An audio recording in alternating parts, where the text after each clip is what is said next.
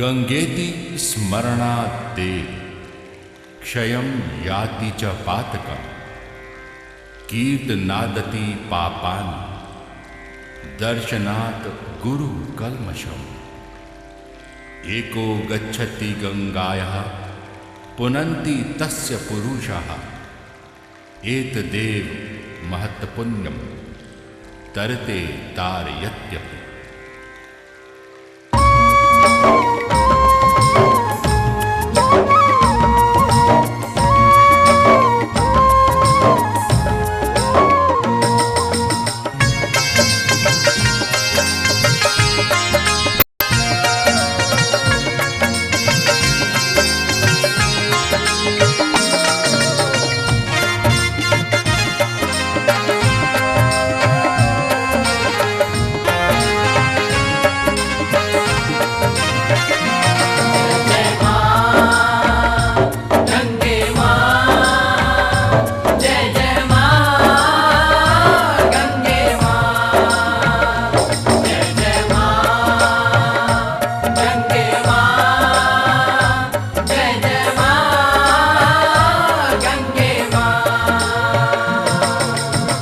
जल जिसका पावन है पाप नाशिनी वो, गौमुख से बहती धारा जग कल्याणी वो।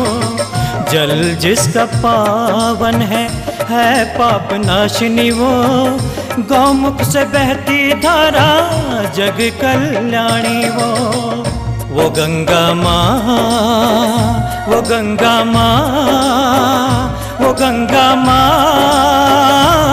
गंगा माँ।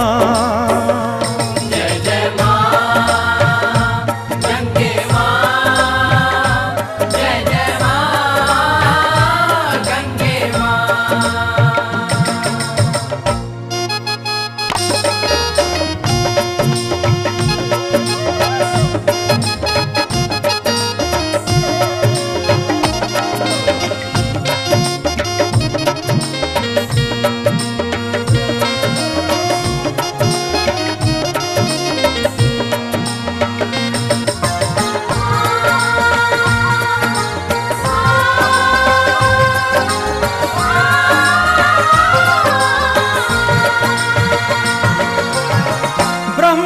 कमंडल से छूटी धारा, ब्रह्म कमंडल से छूटी धारा, शिव की जटा में समाई।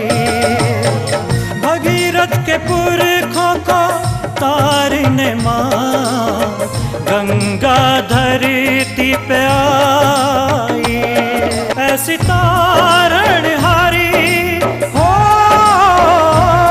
ऐसी जग कल्याणी, हाँ ऐसी तारण हारी, ऐसी जग कल्याणी है गंगे माँ। जय जय माँ गंगे माँ, जय जय माँ गंगे माँ।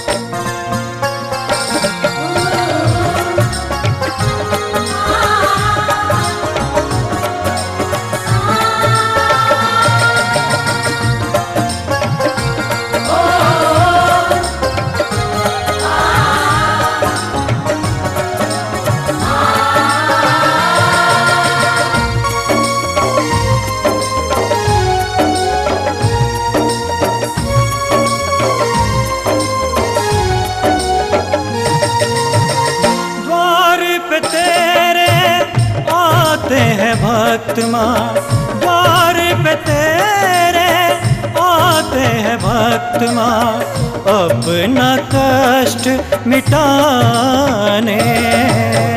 तेरे जल में डुबकी लगाकर पाप अपने बहाते, सबके पाप मिटा के हो सबको पार लगा के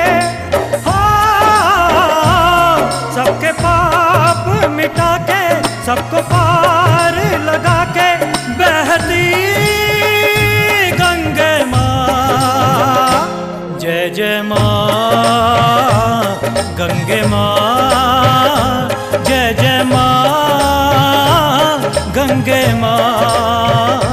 जय जय माँ गंगे माँ, जय जय माँ गंगे माँ।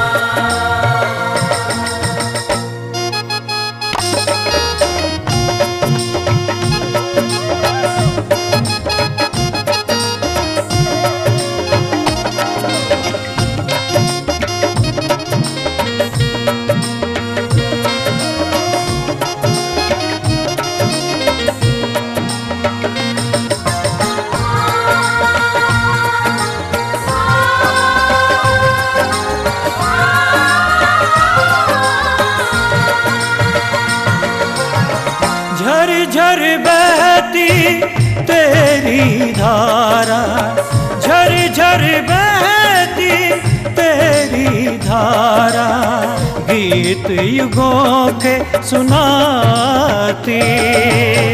देव दानव नर किन्नर माँ, आरती तेरी सभी गाते। स्वर्ग से शिव हरि भी तेरे तट पर आए। स्वर्ग से शिव हरि भी तेरे तट पर आए। रहने गंगे माँ, जय जय माँ गंगे माँ, जय जय माँ गंगे माँ।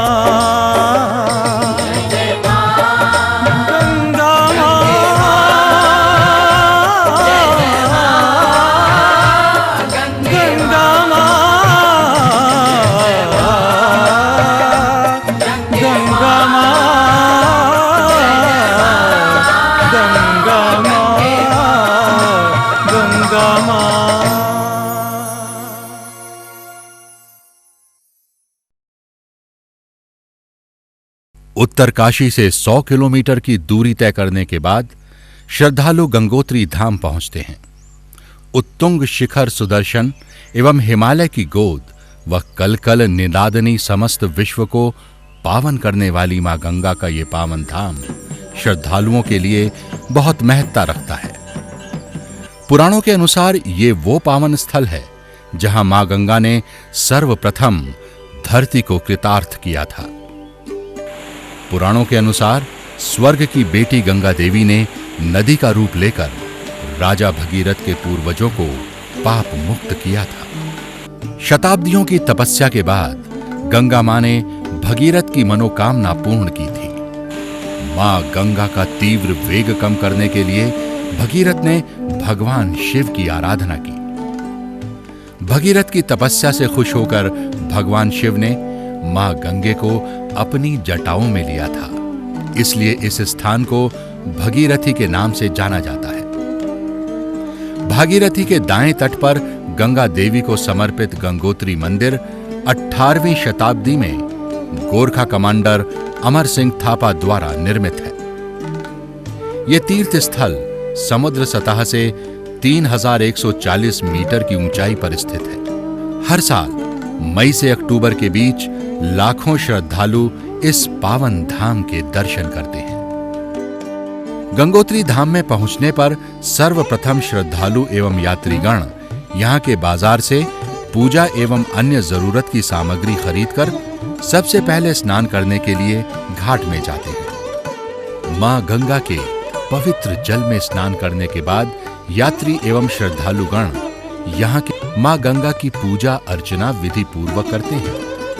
यहाँ पर पिंडदान, गोदान, भूमिदान आदि भी श्रद्धालु एवं यात्री मां गंगा के तट पर करते हैं। इसके बाद भक्तगण राजा भगीरथ शिला मंदिर में जाकर राजा भगीरथ की पूजा अर्चना करते हैं। उसके बाद क्रमशः श्री हनुमान मंदिर, श्री गौरीशंकर मंदिर एवं श्री गणेश मंदिर के दर्शन करने के बाद श्रद्धालुगण मुख्य श्री गंगा मंदिर में मां गंगा के दर्शन के लिए जाते हैं। गंगा मंदिर में मुख्य मूर्ति भगवती गंगा की है। इसके अतिरिक्त यहाँ महालक्ष्मी, अन्नपूर्णा, जाह्नवी, यमुना, सरस्वती, भगीरथ और शंकराचार्य की मूर्तियां भी प्रतिष्ठित हैं। प्रबंधन समिति द्वारा मंदिर के गर्भगृह की फोटो लेना वर्जित है। गंगोत्री धाम में यात्रियों एवं श्रद्धालुओं के ठहरने के लिए धर्मशालाएं, आश्रम, होटल के अतिरिक्त राज्य सरकार के अधीनस्थ गढ़वाल मंडल विकास निगम द्वारा यात्रियों के ठहरने एवं भोजन की उचित व्यवस्था की गई है। चलिए आपको गंगोत्री धाम के मुख्य दर्शनीय स्थल की यात्रा करवाते हैं। सूर्यकुंड, यह गंगोत्री बस अड्डे से 100 मीटर की पैदल दूरी पर स्थित है। यहां पर मां गंगे का अनुपम सौंदर्य का नजारा देखने को मिलता है। इसके नीचे एक विशाल प्राकृतिक शिवलिंग है। कहते हैं कि पार्वती जी ने भगवान शिव को प्राप्त करने के लिए यहां पर भगवान शिव की घोर तपस्या की थी। इसके बाद गौरीकुंड आता है, जो कि गंगोत्री बस अड्डे से मात्र 300 मीटर की पैदल दूरी पर स्थित है। यहां पर भी गंगा मां का जल एक संकीर्ण घाटी के रूप में निकलते हुए दिखता है, जिसे देखकर यात्रीगण आनंदित होते हैं। इसके बाद पटांगना स्थल आता है, जो कि गंगोत्री बस अड्डे से 2 किलोमीटर की पैदल दूरी पर स्थित है। ये वो स्थान है जहां पांडवों ने गौ हत्या के पाप से छुटकारा पाने के लिए तप और यज्ञ किया था। इससे थोड़ा आगे चलकर एक विशाल गुफा आती है, जिसे पांडव गुफा के नाम से जाना जाता है। यहां पर पांडवों ने कुछ दिनों तक विश्राम किया था। गंगोत्री से गौमुख एवं तपोवन की पैदल यात्रा 23 किलोमीटर की है। यात्रा आरंभ करने से पहले यात्रीगण अपने लिए आवश्यक सामान खरीद लेते हैं, जैसे लाठी, टॉर्च, गर्म कपड़े, बरसाती, दवाइयां और ऐसे ही अन्य जरूरी सामान। जो यात्री एवं पर्यटक चलने में समर्थ नहीं होते, उनके लिए घोड़े, खच्चर, डंडी, कंडी आदि की व्यवस्था सुगमता से हो जाती है। गंगोत्री से गौमुख 18 किलोमीटर की पैदल यात्रा है एवं वहां से तपोवन तक जाने में 5 किलोमीटर की कठिन एवं साहसिक यात्रा है। साहसी यात्री एवं पर्यटक ही तपोवन की यात्रा कर सकता है। इस यात्रा में सबसे पहले कनकगिरी आश्रम पड़ता है, जो कि गंगोत्री धाम से 2 किलोमीटर की दूरी पर स्थित है। इसके बाद भोज गड्डी आता है, जो कि गंगोत्री से 4 किलोमीटर की दूरी पर है। यहां पर यात्रियों के लिए आराम एवं खाने पीने की सुविधा मिल जाती है। यहां भोज पत्रों के पेड़ों की अधिकता होने के कारण इस जगह का नाम भोज गड्डी पड़ा। भोज गड्डी से चलने के बाद चीड़वासा आता है, जो कि गंगोत्री से 9 किलोमीटर की दूरी पर है। यह स्थान समुद्र सतह से 3606 मीटर की ऊंचाई पर स्थित है। यहां पर यात्री एवं पर्यटक हिमालय के भव्य दर्शन को देखते हुए बड़े हर्षित एवं आनंदित होते हैं।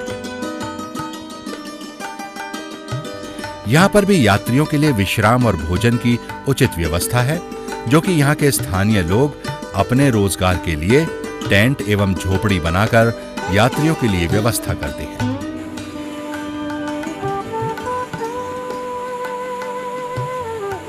चीड़वासा के बाद भोजवासा आता है, जो कि गंगोत्री से 13 किलोमीटर दूरी पर है।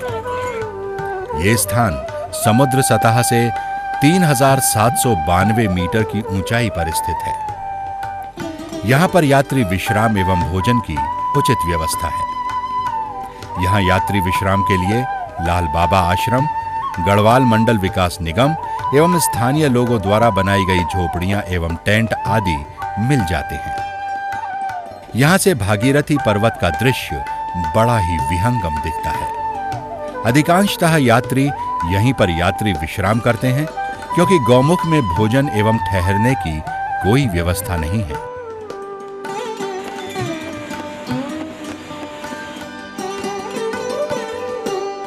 पांच किलोमीटर की दूरी तय करने के बाद गौमुख आता है, जिसे गंगा का उद्गम स्थान कहते हैं।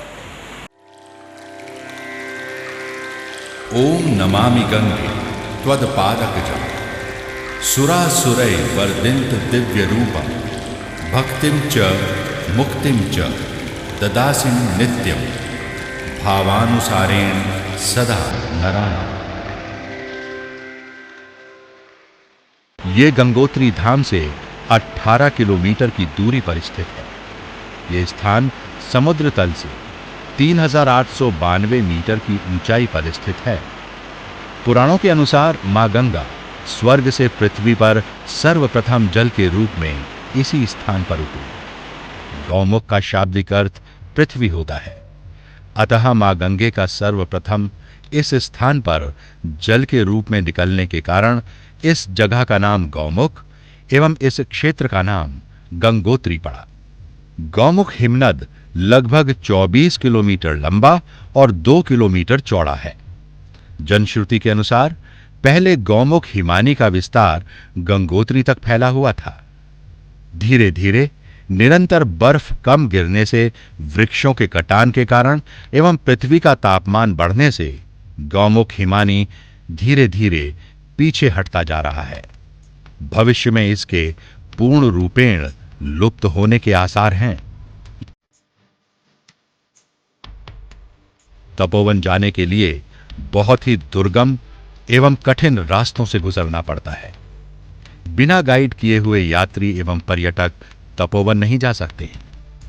जो यात्री और पर्यटक तपोवन जाना चाहते हैं, उन्हें गंगोत्री से ही अपने साथ मार्गदर्शक रखना चाहिए। तपोवन का रास्ता बहुत ही जोखिम भरा है। रास्ते में ऑक्सीजन की कमी होती है। जिन यात्रियों को चलने में सांस की दिक्कत होती है, उन्हें इस यात्रा में नहीं जाना चाहिए। तपोवन पहुंचने पर यात्री एवं पर्यटक यहां के प्राकृतिक नजारों को देखते हुए अपनी थकान और पीड़ा सब कुछ भूल जाते हैं। यहां पर एक अलग ही प्रकार की अनुभूति होती है। यहां के मनोरम दृश्यों को देखते हुए ऐसा लगता है कि पृथ्वी पर अगर कहीं स्वर्ग है तो यहीं पर है। इस देवभूमि में पर्यटकों एवं श्रद्धालुओं को आनंद के साथ साथ आध्यात्मिक शांति भी मिलती है। इस तपोवन में आप कब से हैं यहाँ पर? तपोवन में है 16 साल हो गया। हमारे बाबा जी था, बंगाली बाबा नाम है, हम बंगाली माता जी दोनों लाल बाबा भेजा था यहाँ तपस्या करने। यहाँ शांति मिलता है, अच्छा लगता है। किसी महात्मा आओ तो सेवा करने में बहुत खुश लगता है, मन में आनंद होता है। यहाँ इच्छा है शरीर छोड़ने को, जब इतना साल यहाँ तपस्या कर रहे हैं।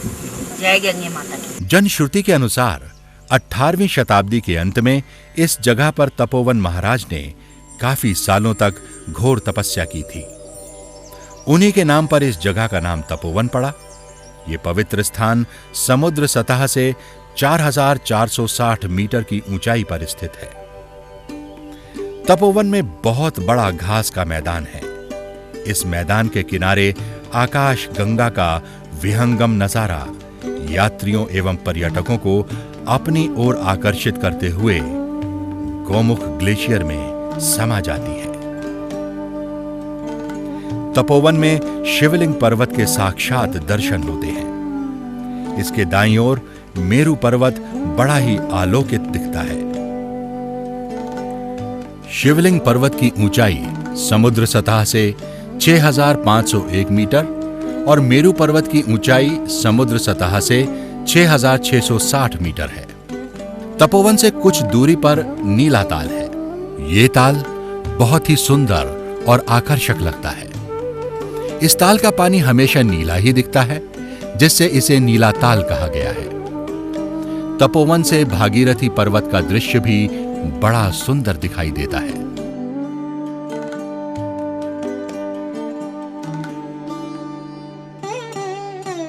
तपोवन में ठहरने के लिए यहां पर बंगाली महाराज की कुटिया और नेपाली महाराज की कुटिया है। जो पर्यटक और यात्री तपोवन में आते हैं, वे इन्हीं कुटियों में ही रात्रि विश्राम करते हैं। तपोवन में हिरण भी देखने को मिलते हैं, जिन्हें स्थानीय भाषा में बरड़ कहते हैं। तपोवन से कुछ दूर आगे शिवलिंग पर्वत की ओर गंगा मैया को समर्पित दिव्य पुष्प ब्रह्म कमल भी मिलते हैं। ये दिव्य पुष्प 4000 से 5000 मीटर तक की ऊंचाई पर ही उगते हैं। ये पुष्प अगस्त के अंतिम सप्ताह में पूर्णतया खिल जाते हैं। कहते हैं कि इस दिव्य पुष्प को जो श्रद्धालु एवं भक्त अपने घरों में दैविक स्थानों में रखता है और पूजा करता है, उस घर में हमेशा सुख समृद्धि बनी रहती है। तपोवन के उस पार नंदनवन, रक्तवन एवं सुंदरवन आदि देखे जा सकते हैं। नंदनवन से होते हुए कालंदी एवं कालंदी से होते हुए बद्रीनाथ तक पहुंचा जा सकता है। तपोवन से आगे खड़ा पत्थर, केदार डोम आदि स्थान आते हैं। यहां पर केवल साहसिक पर्यटक पर्वतारोहण के लिए जाते हैं। वे अपने साथ खाने पीने और रहने की सभी व्यवस्था करते हुए जाते हैं। गंगा महोत्सव। गौमुख से लेकर गंगा सागर तक गंगा को पवित्र रखने के लिए एवं प्रदूषण से बचाने के लिए उत्तराखंड सरकार, यहां का पुरोहित समाज और श्री 5 मंदिर समिति के सहयोग से यहां पर गंगा महोत्सव का आयोजन किया जाता है।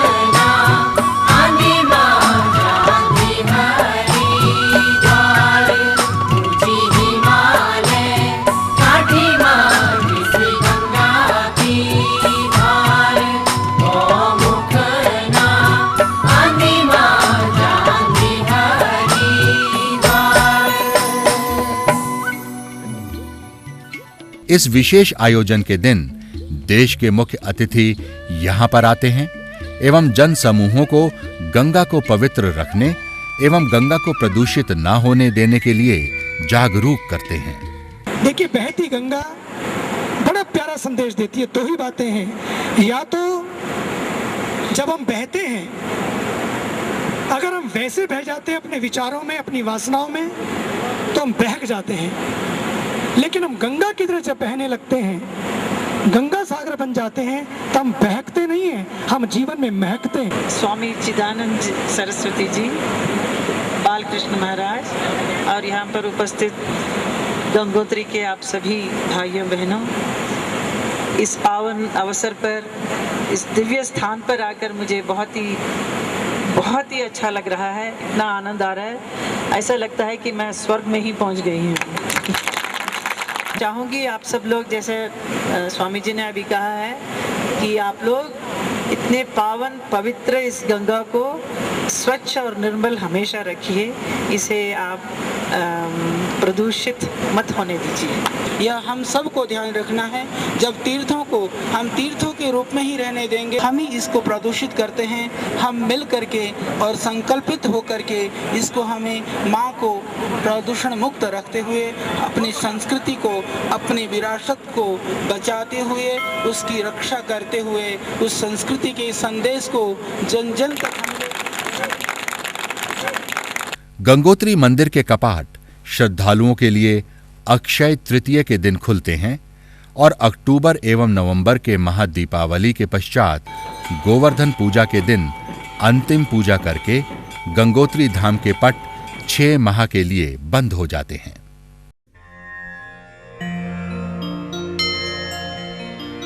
समृद्धं सौभाग्यं सकल वसुधाया किमपि तन् महेश्वर्यं लीला जनित जगतः खण्डपरशो श्रुतीनां सर्वस्यं सुकृतमथ मूर्तं सुमनसा सुधा सौन्दर्यं ते सलिलमशिवं न शमयतु दरिद्राणां दैन्यं दुरितमथ दुर्वासनहृदा द्रुतं दूरीकुर्वन् सकृदपि गतो दृष्टिसरणिम् अपि द्रागाविद्या द्रुमदलनदीक्षा गुरुरिह प्रवाहस्ते वारां श्रियमयं पारां दिशतु नः उदं चन्मार्तण्ड स्फुटकपटहेरम्बजननी कटाक्षव्याक्षेप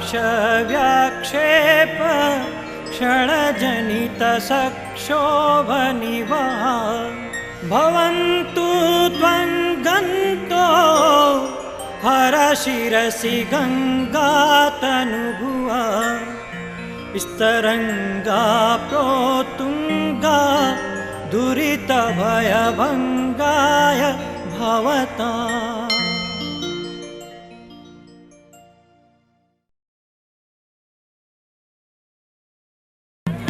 पट बंद होने पर यहाँ के पुजारी सेमवाल बंधु मां गंगा की भोग मूर्ति को डोली में भव्य रूप से सजाकर यहाँ से पैदल मुखीमठ अथवा मुखवा के लिए प्रस्थान करते हैं।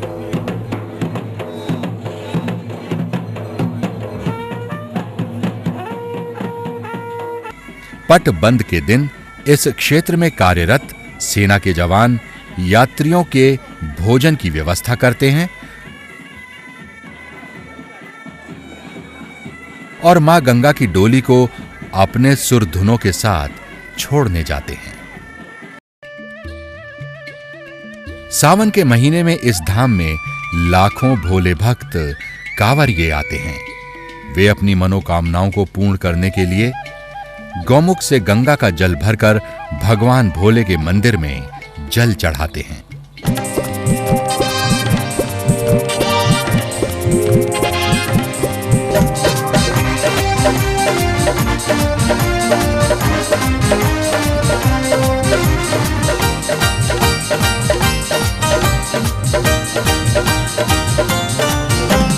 चल कावड़िया गंगोत्री धाम, चल कावड़िया गंगोत्री धाम। ओ सिप धुनी रमा ले तन पे भस्म लगा ले, सिप धुनी रमा ले तन पे भस्म लगा ले, ले भोले का नाम। चल कावड़िया गंगोत्री धाम, चल कावड़िया गंगोत्री धाम।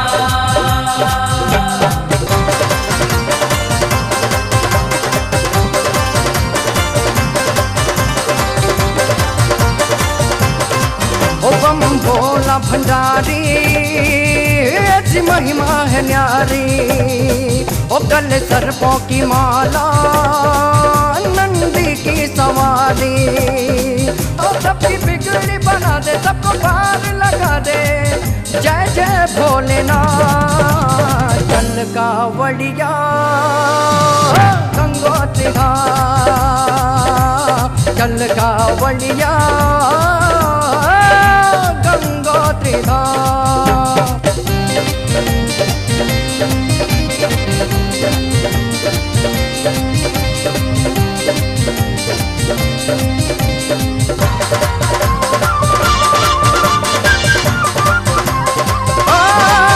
माथे चंद्र सजे और गंगा जटा में विराजे, संग गौरा गणेश है बोले कैलाशवासी।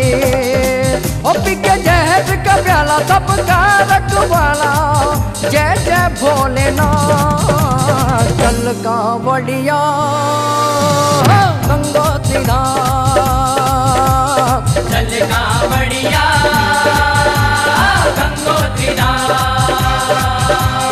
चल कावड़िया गंगोत्री धाम, चल कावड़िया गंगोत्री धाम।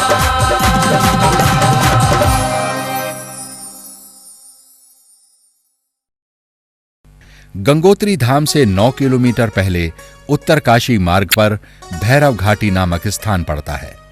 इस स्थान पर भैरव जी का प्राचीन मंदिर है। इन्हीं के नाम से इस स्थान का नाम भैरव घाटी पड़ा।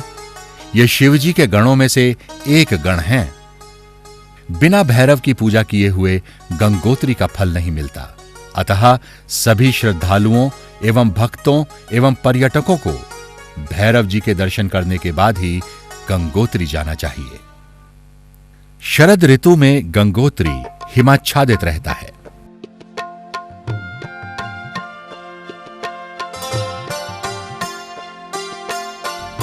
यहां के स्थानीय लोग एवं पर्यटक उत्तरकाशी से सुकी तक मोटर वाहन द्वारा और सुकी से हर्षिल धराली मुखी मठ तक पैदल जाते हैं। इन क्षेत्रों में अत्यधिक बर्फ गिरने के कारण यहां पर मोटर मार्ग अवरुद्ध हो जाता है। इस समय यहां के स्थानीय लोग एवं पर्यटक बर्फ का खूब मजा लेते हैं।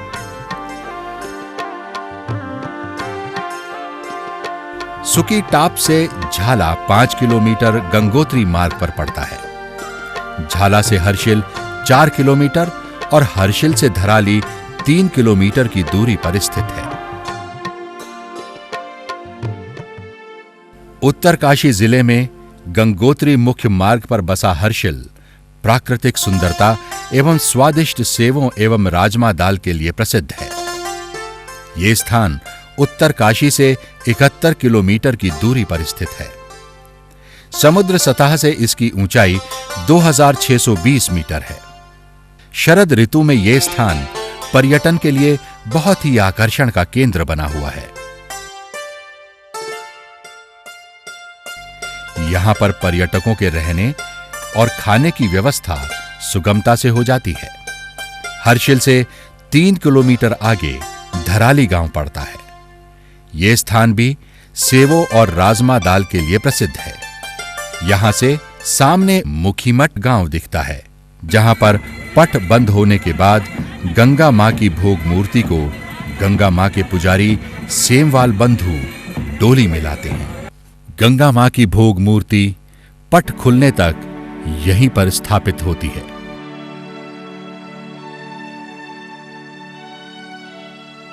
गंगा मां की पूजा पाठ नित्य नियमानुसार पुजारी द्वारा की जाती है। शीतकाल में मुखीमठ में कुछ लोग ही रहते हैं। यहां पर जिस परिवार की पूजा की बारी आती है, उन्हें पहले ही यहां पर आना पड़ता है। यहां पर शीतकाल के समय भी गंगा मां की आरती और पूजा नित्य विधि विधान से होती है। शीतकाल में यहां के लोगों को काफी कठिनाइयों का सामना करना पड़ता है, लेकिन गंगा मां की असीम अनुकंपा से यहां के लोग अपना दैनिक कार्य करते रहते हैं। गंगोत्री से गगनानी 59 किलोमीटर की दूरी पर उत्तरकाशी मार्ग पर पड़ता है। यहां पर प्राकृतिक गर्म जल का कुंड है। यहां पर पर्यटक एवं श्रद्धालुगण इस तप्त कुंड में स्नान करते हैं और प्रकृति का सुंदर नजारा लेते हैं। कहते हैं कि इस जल में स्नान करने से सभी शरीर के रोग दूर हो जाते हैं। यहां पर यात्रियों के लिए भोजन और रहने की उचित व्यवस्था है। उत्तरकाशी से 27 किलोमीटर की दूरी पर भटवाड़ी आता है। भटवाड़ी से दयारा जाने के लिए 2 मार्ग पड़ते हैं। एक मार्ग रैथल से होकर जाता है और दूसरा मार्ग वारसू गांव से होकर जाता है। भटवाड़ी से रैथल गांव 9 किलोमीटर का सड़क मार्ग है। फिर वहां से दयारा तक 6 किलोमीटर का पैदल मार्ग है। भटवाड़ी से वारसू गांव 8 किलोमीटर तक सड़क मार्ग है। फिर वारसू से दयारा तक लगभग 6 किलोमीटर पैदल मार्ग है। प्रकृति का अनुपम सौंदर्य समेटे हुए दयारा अपने आप में एक महत्वपूर्ण पर्यटक स्थल है। यहां पर अधिक ऊंचाई पर स्थित घास के मैदान को स्थानीय भाषा में बुग्याल कहा जाता है। यहां पर अनेकों प्रकार के सुगंधित फूल खिलते हैं, जिनसे पर्यटक मंत्रमुग्ध हो जाते हैं। यह स्थान समुद्र सतह से 3048 मीटर की ऊंचाई पर है। शीत ऋतु में यह स्थान श्वेत चादर समान बर्फ से ढक जाता है। स्कीइंग के लिए यह स्थान अत्यंत उपयुक्त है।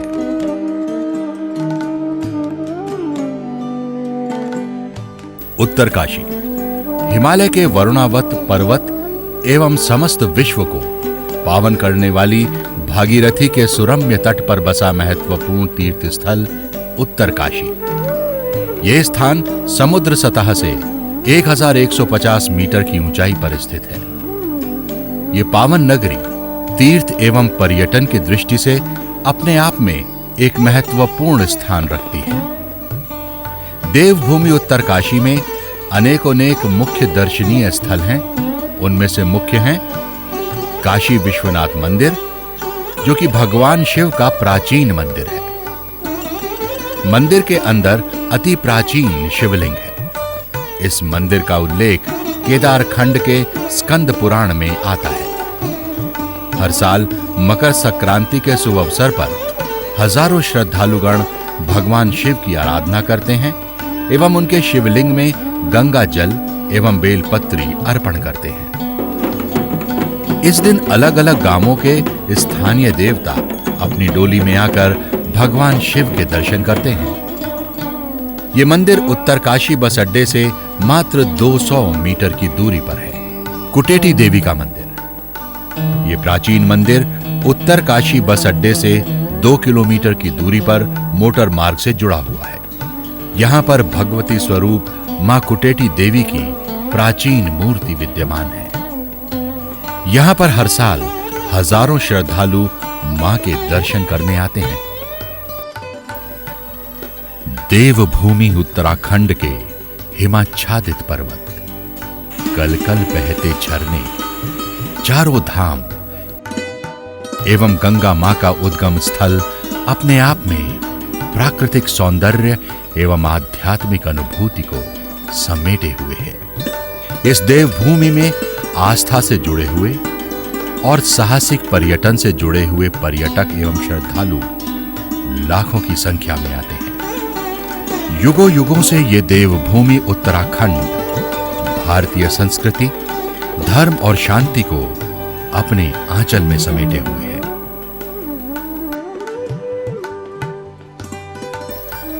मां गंगा की ममता सबको अपना प्रेम और आशीर्वाद समान रूप से देती है।